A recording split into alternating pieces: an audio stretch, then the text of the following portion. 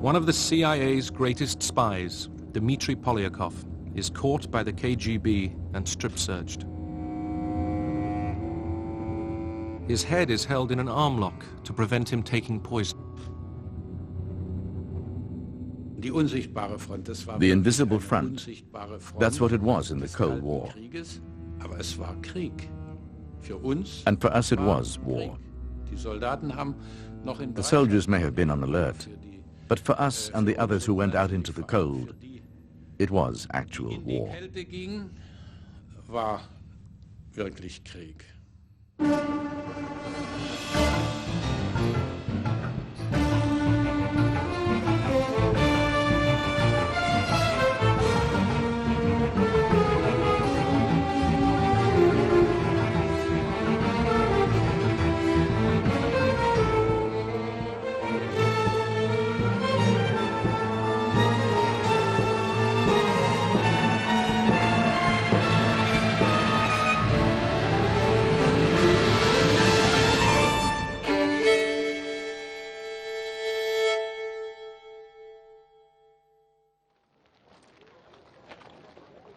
Dawn on the 16th of July, 1945.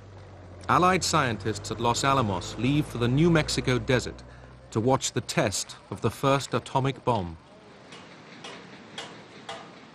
They have been working for years under a blanket of total secrecy.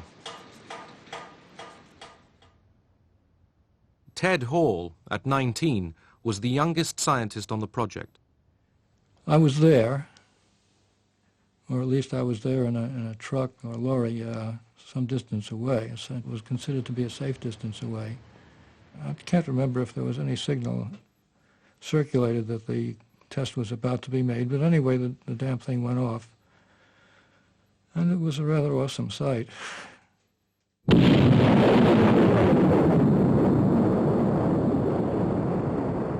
For Ted Hall, the Cold War had begun the year before.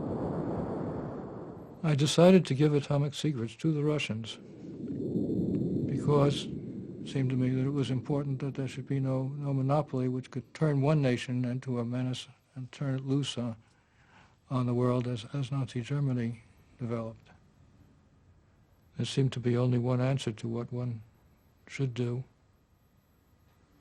The right thing to do was to act to break the American monopoly. Others thought the same way. The KGB had several sources inside Los Alamos, unknown to one another. The scientist Klaus Fuchs and Ted Hall both passed on details of how to detonate nuclear weapons by implosion, a principle so new to Soviet science that there was no equivalent word in Russian.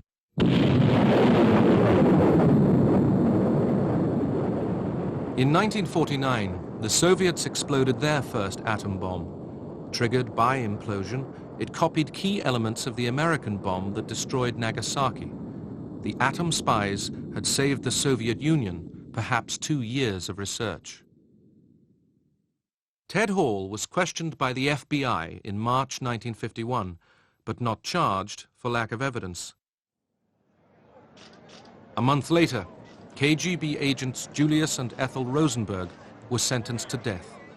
Amid the anti-Soviet fervor of the time, they became the only spies ever executed in peacetime America. It was gruesome. And it certainly brought home the fact that there were flames consuming people and that we were pretty close to being consumed. The intelligence war was lopsided. The KGB operated in the West, but the CIA confronted a closed world. Trains crossing the Finnish border into Russia were sealed by steel shutters. The United States faced a long famine of information. This lack of understanding of how the Soviet system functioned would dog us in CIA throughout the entire Cold War, whether it was the Soviet Union itself or the carbon copies of the Soviet Union in East Germany and in Cuba, you name it.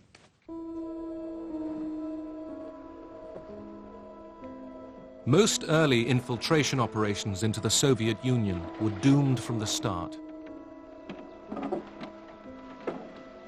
Western agents were betrayed by KGB spies, like the British intelligence officer Kim Philby. Philby came to public attention because of his association with fellow double agents Guy Burgess and Donald MacLean. Philby, on the right, holds a press conference to deny charges that he was involved in the disappearance of Burgess and MacLean. Well, if there was a third man, were you in fact the third man? No, I was not. You think there was one? No comment. Well, Mr. Philby, the disappearance of Burgess and MacLean is almost as much of a mystery today as it was when they went away about 4 years ago or more. Can you shed any light on it at all? No, I can't. Philby много сообщал. Philby told us a lot about those missions. Он, во-первых, указывал количество людей. He told us about the numbers of people. He told us about the coordinates, where and how the operations would be carried out, whether they would be parachuted in or sent in by sea. Those areas were, of course, surrounded by Soviet counterintelligence, and they were caught. The normal routine was that the agents were interrogated. Some were very hostile and kept silent. In doing so, they signed their own death warrants. In 1953, Soviet émigré Mikhail Kudryavtsev parachuted into Russia to spy for the CIA. After we were dropped in, we were tied up and taken off to the KGB. When the investigator from Moscow arrived, and he arrived suspiciously quickly by nightfall, I got the impression that they had been waiting for us, that somehow the KGB knew we were coming. Kudryavtsev saved his life by telling the KGB everything and agreeing to parrot a prepared statement at this heavily stage-managed press conference. This is me. Before we spoke at that conference, we were given scripts that we had 2 days to learn by heart. Kudryavtsev told the world of his great error in ever thinking ill of the Soviet Union, let alone trying to topple it. It was hard for me to say those things. Very hard. But I had to do it, in order not to be taken back to the Lubyanka. You begin to believe that this was a service that really had enormous coverage and that everything we did, not a sparrow could fall without this enormous KGB finding out about it. Because in terms of our own individual experiences, we know, or we knew, that the operations we were involved in had been betrayed by people like Kim Philby. The KGB put vast arrays of captured CIA equipment on show. The West had suffered failure abroad and betrayal at home. It was back to the drawing board.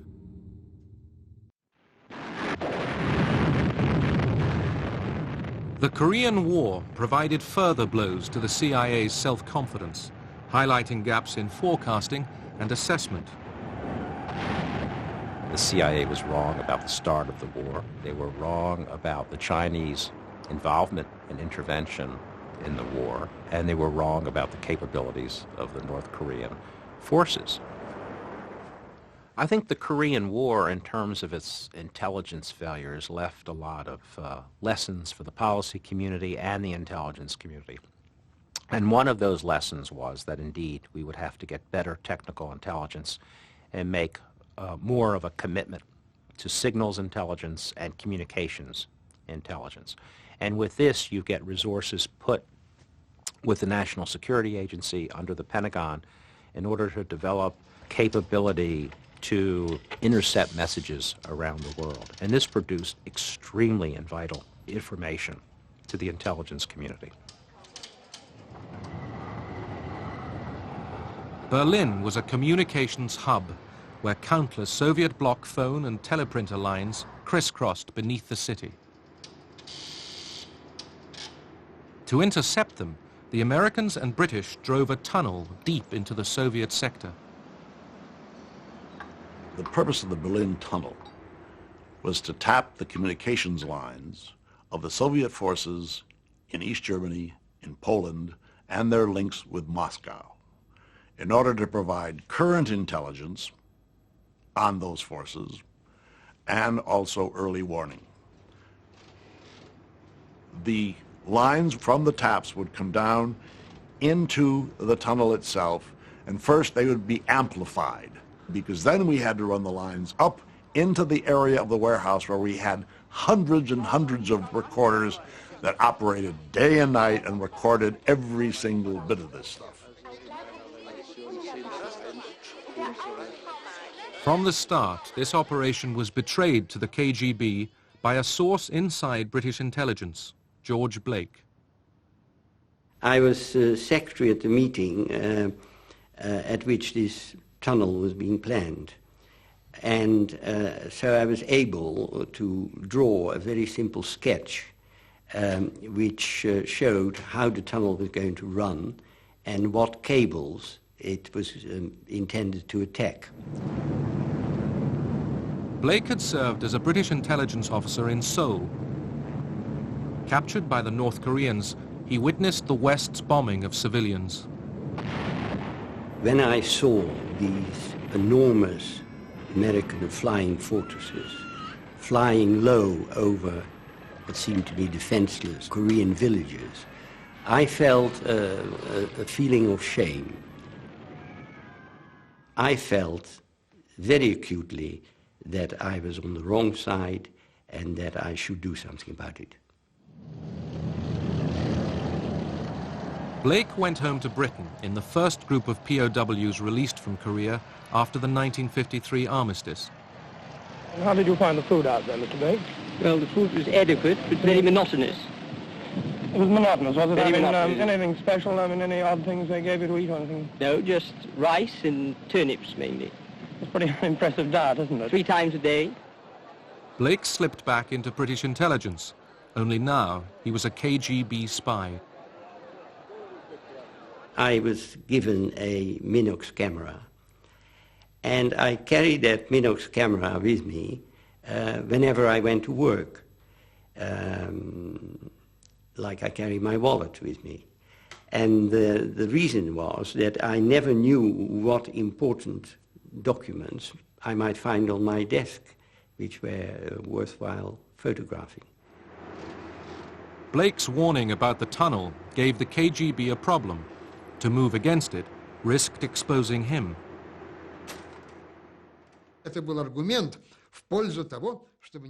This was an argument not to take any measures against the tunnel, not to send any disinformation down the tunnel, not to show that we knew anything about the tunnel. This was a very important consideration, because as long as Blake remained inside British intelligence, we knew he'd be of great value to us. So the Berlin Tunnel operated courtesy of the KGB, and the CIA basked in a signals intelligence bonanza. We got military order of battle on Soviet forces in Germany and in Poland. We got information which came from Moscow, for example, on the whole reorganization of the Ministry of Defense. But the real kicker in all this was the fact that we got something we never expected to get. We got all kinds of personality data, operational data on the operations of Soviet military counterintelligence, so that we were, at that point, totally on top, we thought, of the counterintelligence picture in Berlin. But the KGB was just choosing its moment to pull the plug on the tunnel. They warned me beforehand that it was going to happen. So I was rather on tenterhooks, as you can imagine, what the outcome would be.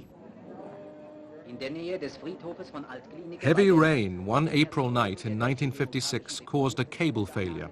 giving the KGB the excuse it needed, turning the West's intelligence feat into a Soviet propaganda victory. Obviously, there was a feeling of great unhappiness. On the other hand, you just sort of shrugged your shoulders and said, well, we were lucky it lasted that long. 5 years later, George Blake was himself betrayed and sentenced to 42 years in prison. He had given the KGB the names of nearly 400 agents working for the West, supposedly on condition that they wouldn't be harmed. During my trial, which was held in camera, so everything could be said there was no mention at all, it wasn't part of the prosecution's case, that I had been responsible for the death of any number of agents. But armed with Blake's names, Moscow simply waited until they had sufficient additional evidence. George Blake had that innocent mind, in a sense. He's still a very naive man.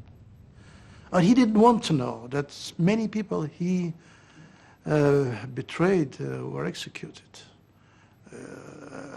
And I think we even discussed this subject at one point, and he wouldn't believe it. He would say, well, I was told this would not happen.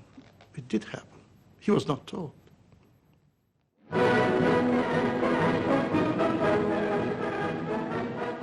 As the Cold War intensified through the 1950s, pressure on the CIA increased. The West was desperate for detail about the size and strength of Soviet forces, glimpsed and photographed at Moscow air shows or May Day parades. It was the Soviet missile force which worried the CIA most and about which they knew the least.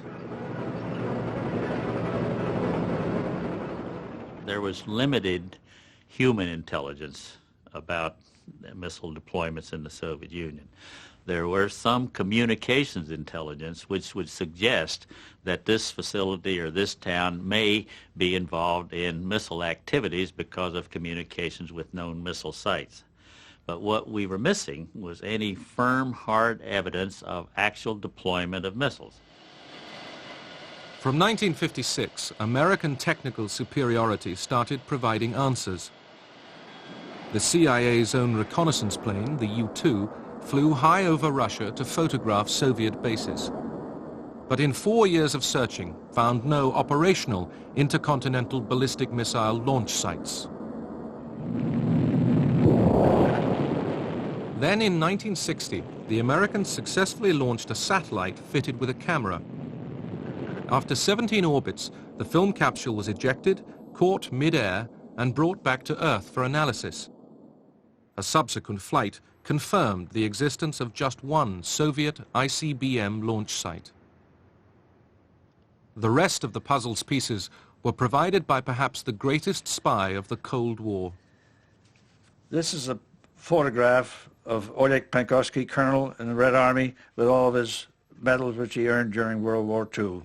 The handsome soldier and a great American patriot. This photograph was taken in a hotel in London in April 1961 after one of our meetings, where Oleg Penkovsky on the left, me on the right, enjoying a small glass of wine. Penkovsky provided further reassurances about the limitations of Soviet power. While they were still a serious threat, no question about it, they were strong militarily, absolutely strong militarily, but they were not as strong as our estimators had felt. And he helped us bring it down to the level where they really were. They were not 10 feet tall, they were about my size, 6'2". Penkovsky revealed the Soviets' lack of atomic warheads and their problems with guidance systems. He acted out of resentment that his career in military intelligence had stalled, but also out of fear that Khrushchev's adventurism would bring disaster on the world. Khrushchev told Kennedy, "I want peace, but if you want war, that is your problem." But Penkovsky told the CIA that Khrushchev was bluffing. Kennedy should be firm, he said. Khrushchev is not going to fire any rockets. he is not ready for any war. If you can get into the mind of the Khrushchevs of the world, then you've got a weapon that no technical amount of information can give you. And this is what Penkovsky was able to give us. Penkovsky's information was critical to the United States during the 1962 Cuban Missile Crisis. U-2 photographs revealed the presence on Cuba of Soviet missiles, for which Penkovsky had already handed over the operating manuals. With the world closer to nuclear conflict than at any time in the Cold War, intelligence experts were summoned to the White House to brief President Kennedy. First question the president asked was, how long before they can fire those missiles? And Art Landau said, well, Mr. Graybeal is the missile expert, so it turned to me. I stood up behind the president, McNamara and Rusk, and for the next probably 5 to 10 minutes, I fired one question after the other. In answer to the president's question, how long can they fire these missiles, I relied primarily on the combination of intelligence sources, but mainly Penkovsky's information, which told us how these missiles operated in the field. The CIA assessment is said to have bought the president 3 precious days breathing space.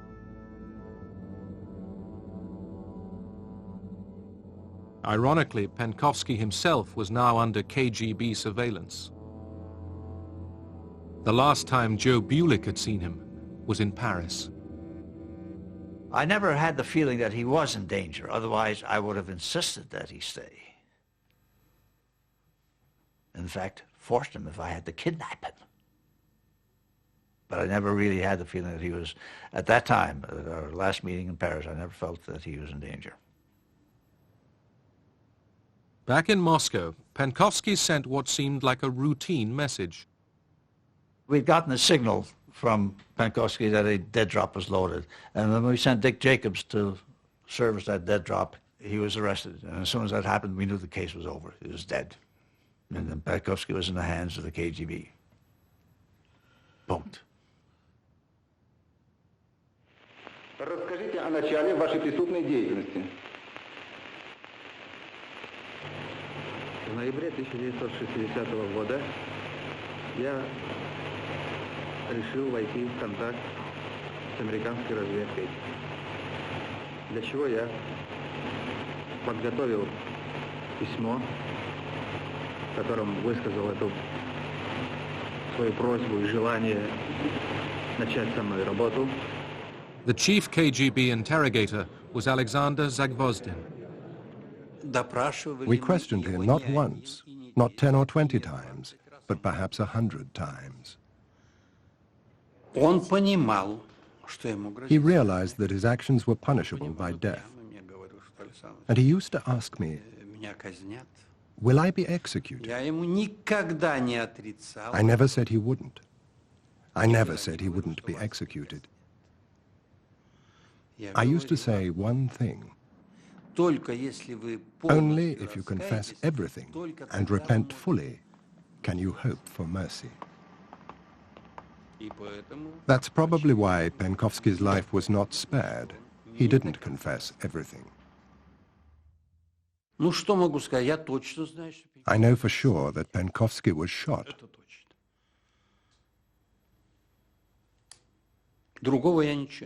I can't tell you anything else. I know his body was cremated. I don't know any more, and I'm not interested.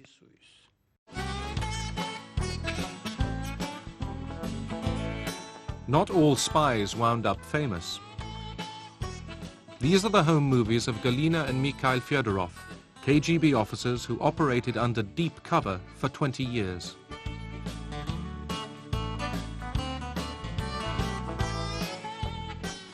They were never caught.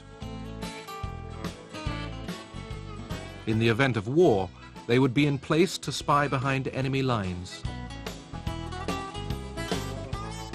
The KGB never lacked recruits. Some served for money, some for ideology, and some for the sheer excitement of living a secret life.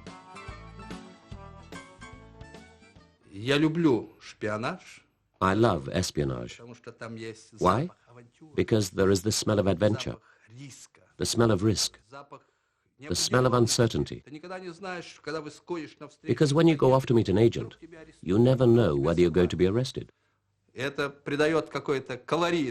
adds color to life.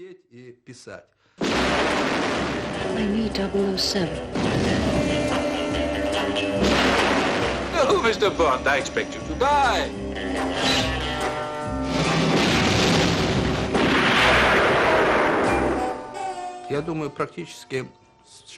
Spy mania in London started about the time I arrived. In 1961, we used to be asked everywhere.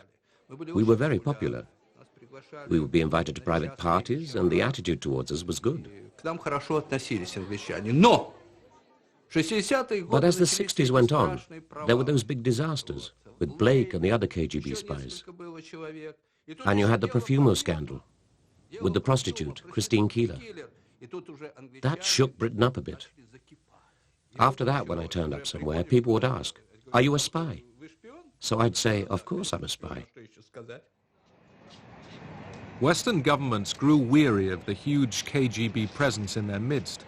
In 1971, the British expelled 105 Soviet intelligence officers, identified by a defector. Technology increasingly assumed the burden of spying. Satellites could now intercept radio communications and data from test launches of the opposition's missiles. Film taken in space no longer even had to be returned to Earth. The satellite would take the picture of the sky, and this image could be beamed back to an analyst at his desk in the United States who could actually see what was happening in the international arena without leaving his desk. Here lay the greatest intelligence successes of the Cold War. Through photography and electronic eavesdropping, each side received huge flows of information, often too much for the analysts to handle. Technological spying even played a part in helping the superpowers edge towards peace. The technical systems were almost essential to our arms control process. We learned just all kinds of things about Russian military systems from the photographs and from the electronic listening. At one point when we were negotiating the SALT II arms control treaty, I had to go to the Senate and say, if you ratify this treaty, this is how closely I can monitor it and check on whether they are complying with the terms of the treaty.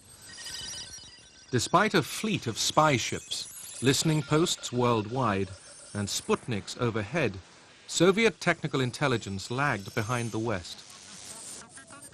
Even so, they claimed to have cracked the ciphers of over 60 countries, obtaining many codes by theft and blackmail.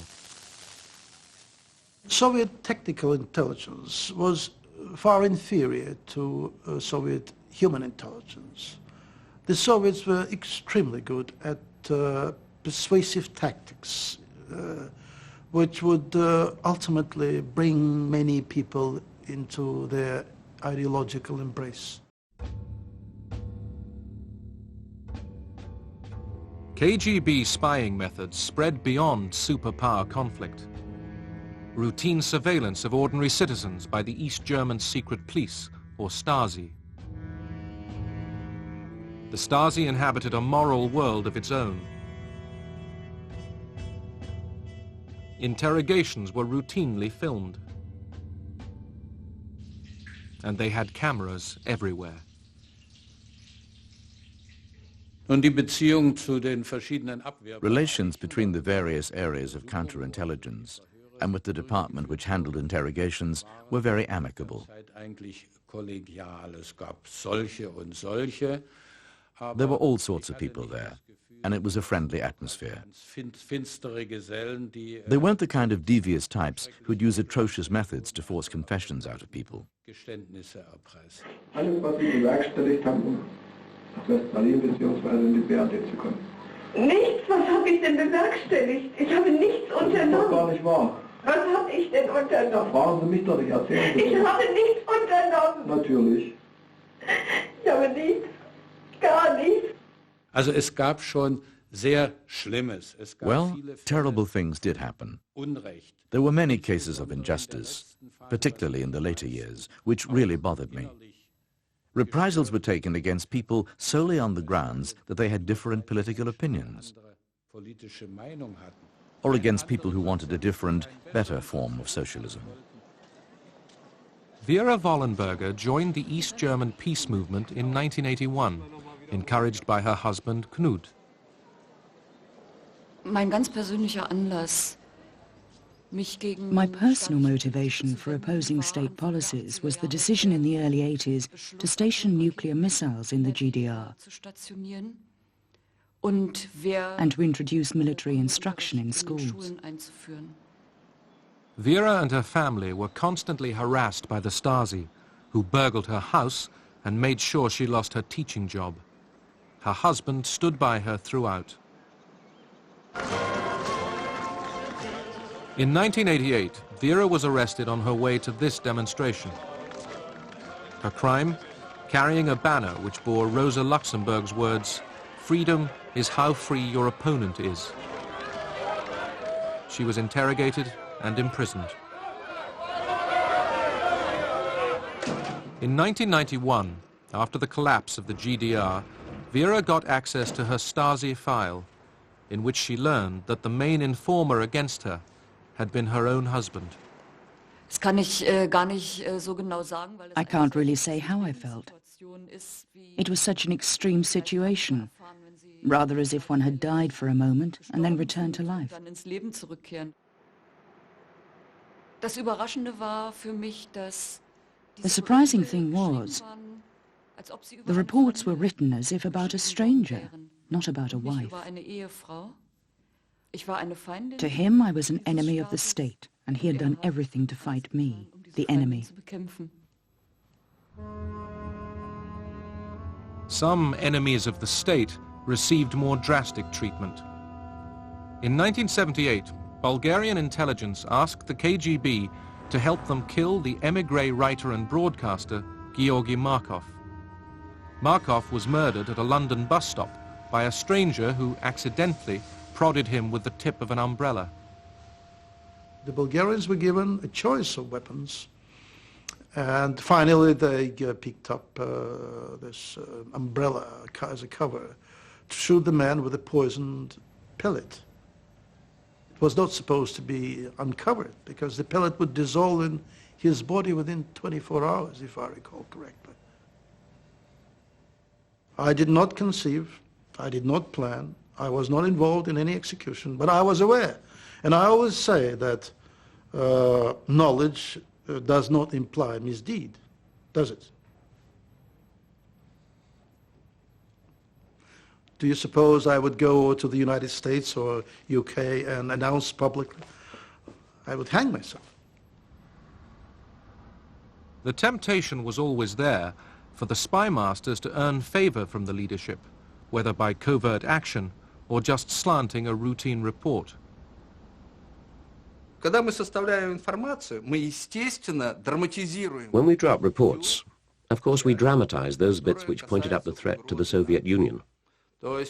By emphasizing the right things, I'd ensure that my report would go straight to the top, to the Politburo. If the report was dull and boring, it would just get fired away.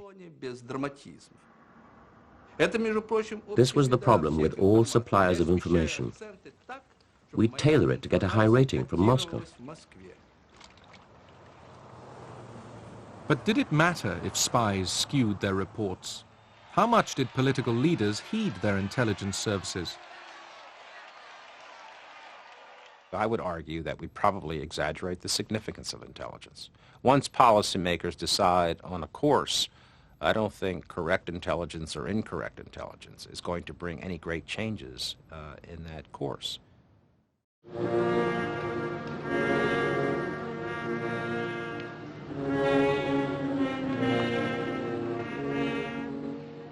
1988, Kim Philby is buried with full honors in a Moscow cemetery.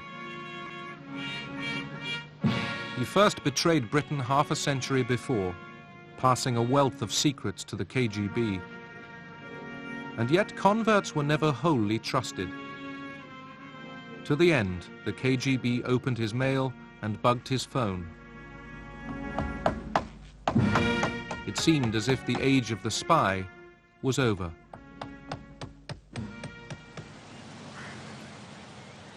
In fact, throughout the 80s, the CIA had been carefully establishing agents within Soviet intelligence and defense circles. Precious sources, like avionics expert Adolf Tolkachev, seen here on his way to a meeting in Moscow with his CIA contact.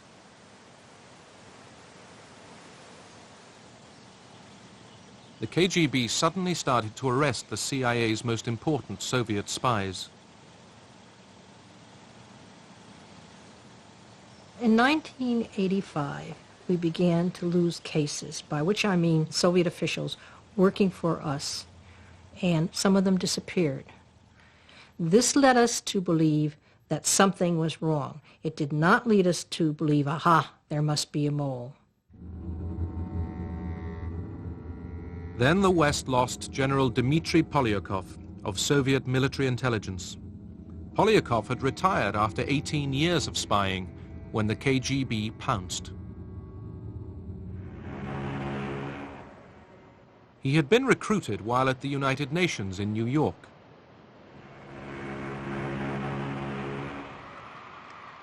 Polyakov returned to Europe in 1962 on the Queen Elizabeth.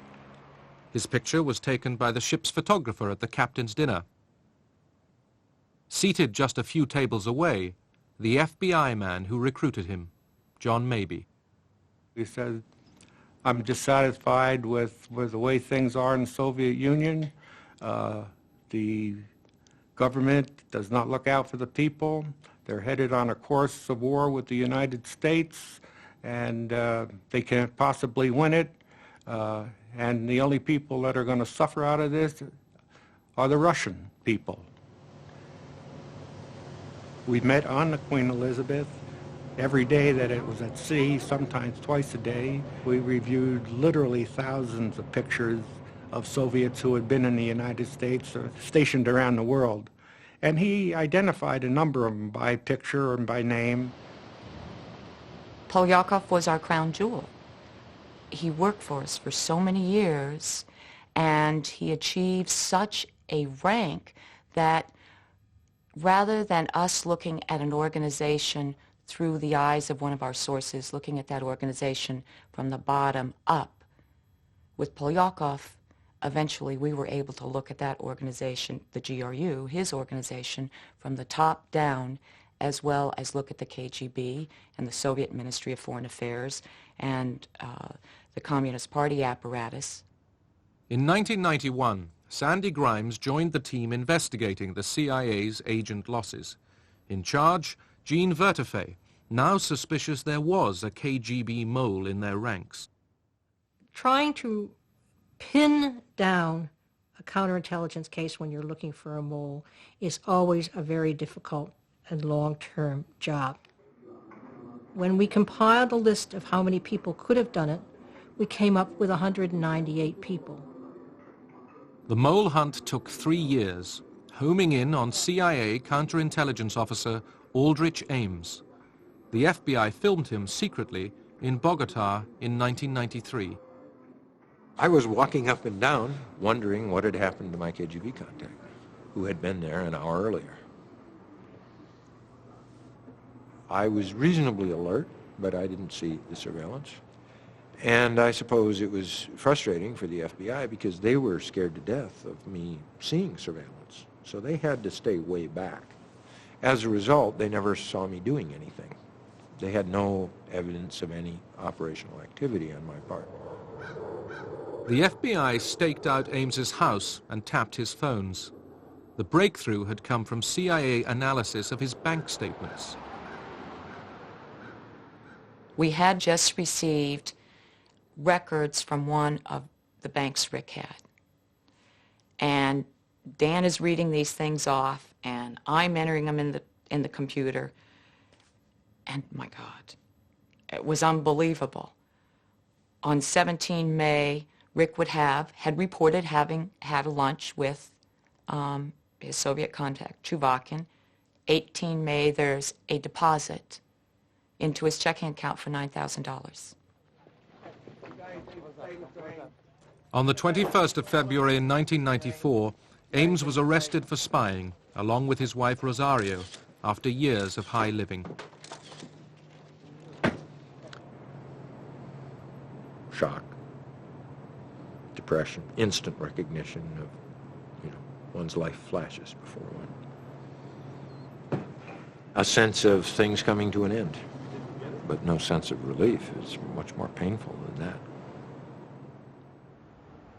In April 1985, Aldrich Ames had walked into the Soviet embassy in Washington and started selling secrets to the KGB. They paid him a total of $2.7 million. Well, the reasons that I did what I did in April of 1985 were personal, banal, and amounted really to kind of greed and folly. Simple as that. I attribute it heavily to Rosario. She was the one who was interested in spending money and who liked to live high on the hog. And I think he wanted sort of to buy her love, and the way to buy her love was to get her expensive things. Ames had no illusions about the real price of his treachery. I knew quite well when I gave the names of our agents in the Soviet Union that I was exposing them to the full machinery of counter-espionage and the law and prosecution and capital punishment, certainly in the case of KGB and GRU officers. Obviously, these folks I knew would have to answer for what they'd done. And certainly I felt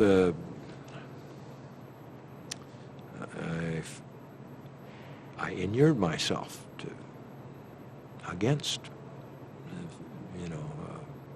a reaction to that.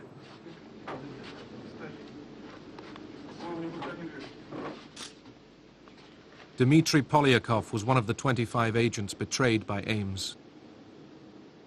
10 were executed and 1 committed suicide.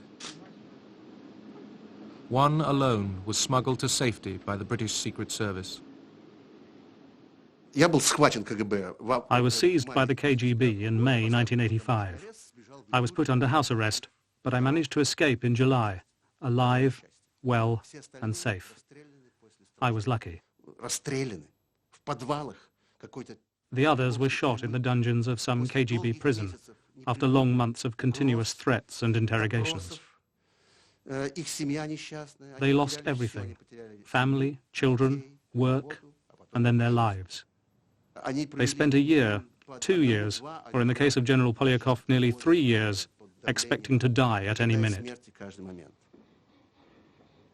Polyakov was tried in secret, critical of the Soviet leadership to the end. He had given the West precious information on Soviet missiles, nuclear strategy, chemical and biological warfare. Yet so many spies paid with their freedom or their lives in destructive cycles of tit for tat. That men like Polyakov gave up names. They gave up secrets. I did the same thing for reasons that I considered sufficient to myself. I gave up the names of some of the same people who had earlier given up others. It's a nasty kind of circle with terrible human costs. Aldrich Ames is serving a life sentence with no remission. Dmitry Polyakov was sentenced to death. He was executed in 1988 with a bullet in the back of the head, then buried in an unmarked grave. For half a century, the spies had peered intently at each other through a fog of ignorance and deceit. They produced ever more realistic appraisals of their opponent's strengths, but very few were able to answer the toughest question: does our enemy intend to fight us? Despite the CIA and KGB's vast resources, the answer lay hidden, not in a satellite photo or an agent report, but in the minds of their opponents.